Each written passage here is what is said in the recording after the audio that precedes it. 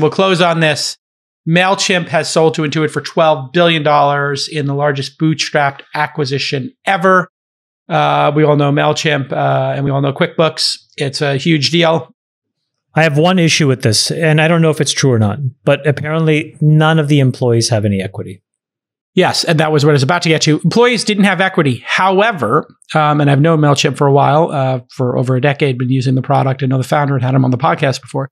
Have they been a sponsor of your pod? They sponsored in the first year, I think, or two. And were you an angel investor? I was not. I tried to be, and he said we're never going to ever raise money. And he also apparently said he was never ever going to sell. And he was also never going to sell. They gave... He had 12 billion reasons to change his mind. Exactly. They gave him the 20%.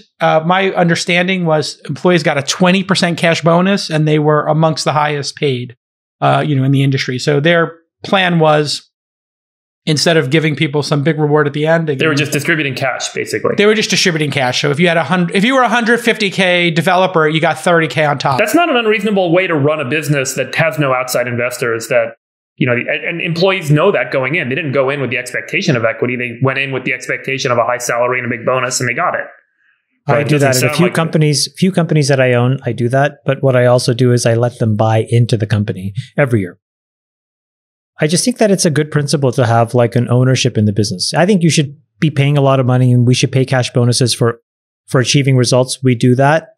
But then what we also say is if you want to buy equity, come and buy it. But you're probably right from a performance perspective, Chamath. I don't think it's necessarily a moral obligation to do that, right? How this guy wants to run his business, up to him. Up to him. And people made the choice. Voted. Yeah. I mean, people that work at your house, you don't give them equity in your house, right? I mean, you own the house, you give them cash. Or people who play for a basketball team are not allowed to get equity in the team, but in other countries, right? I think in soccer, you can. Yes, but I think one of the best things about Silicon Valley is the fact that there's a practice of giving broad-based options to everybody in the company. And there's all those great stories about the chef at Google who got rich and the secretaries at Microsoft who got rich. And that is a beautiful thing about the tech ecosystem. It's beautiful. It's wonderful. And you never hear about that when all the press is doing is writing stories about greedy VCs and all that kind of stuff. They talk about VC, but they don't bring up the point that in these non-VC companies, the employees never end up with anything. Someone who came from nothing can afford a beautiful home and have their life taken care of forever because they work really hard at a great company they worked at. And that's the most common story, and it's never reported. But yeah. And by the way, look, there's nothing wrong with bootstrapping your company. So congrats to this Mailchimp founder for doing it. I mean, certainly, like as a investor, I have no desire. Just explain what bootstrapping is, Sacks. Bootstrapping is just when you don't raise outside money, and he did it himself, and he basically funded profits. Yeah, he funded the company with the profits, which is just amazing. But here's the thing about that is he did this. He started the company back in 2001 at the nadir after the dot-com crash, and there was very little money going into new startups back then, and he managed to create this.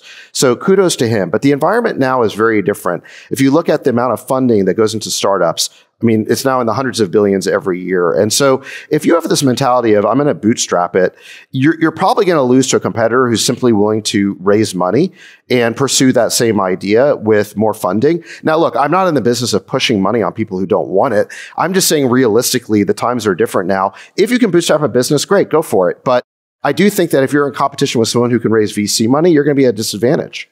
Hard to compete, you're saying? Yeah.